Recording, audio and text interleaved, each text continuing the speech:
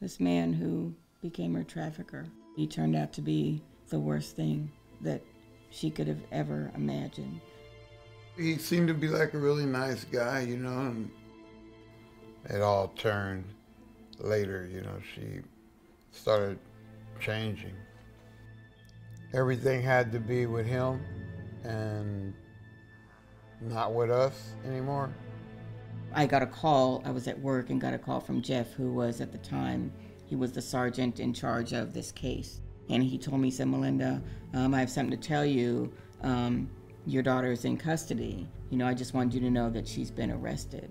And I was in disbelief, utter disbelief. This is not Adriana. This is not Adriana. Then I knew that it had to do really with her trafficker. So when it made the news, it said that he had been arrested for pimping and pandering, for charges of kidnapping, rape, victims as young as 13 on up to 22. My daughter was the 22-year-old.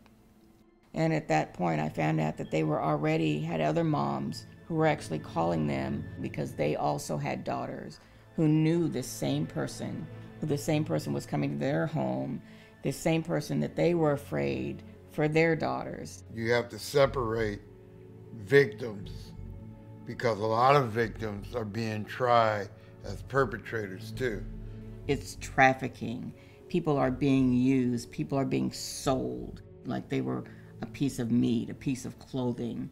It's time to take the blinders off and realize they're not out there by choice. And for our family and even for Adriana, I think we are hugely supportive of the CASE Act and what it stands for and why it is imperative that it's passed.